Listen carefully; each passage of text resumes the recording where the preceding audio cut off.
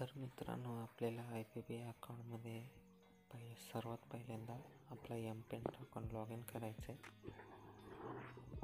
तर माझं ॲप मागाशी चालू केलं होतं, थोड्याशा कारणामुळे रेकॉर्डिंग होऊ शकली नाही, त्यामुळे मग ते बंद झालं. मी फिंगरप्रिंट वगैरे लावलेलं आहे. नवीन फीचर आलेलं आहे, ते पण कसं लावायचं ते मी पण तुम्हाला सांगतो. तर बघा, इथे मॅनेज लिमिट नाव आहे ना, इथे तुम्हाला अनब्लॉक कार्ड असं नाव दिसतं.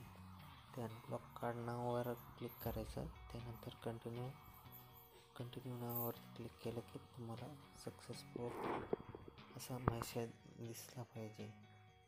Virtual debit card unblock successfully हा मेसेज तुम्हाला दिसला पाहिजे. हा मेसेज दिसला तरच तुमचं ATM कार्ड अनब्लॉक होईल.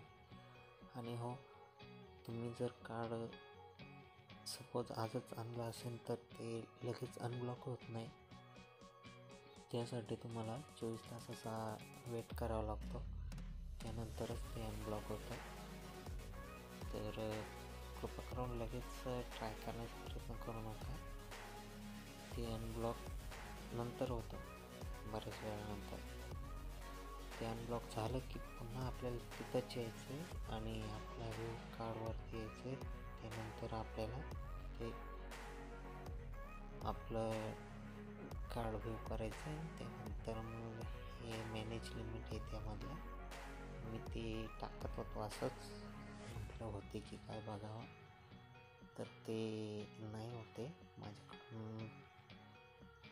मी जस्ट ट्राय केलं, कारण मी एवढं यूज नाही करत आहे. पण मग आत्ता बरेच लोक IPB अकाउंट ओपन करतात, खास करून फोनपे, गुगल पेसाठी.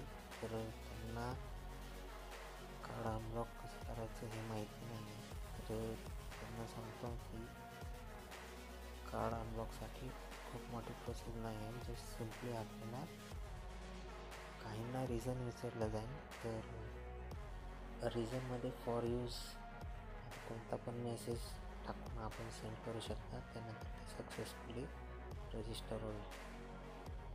ओके, जर कोणाला काही अडचण आली तर कमेंट बॉक्समध्ये नक्की सांगा. आणि या व्हिडिओला लाईक, शेअर आणि सबस्क्राईब करा.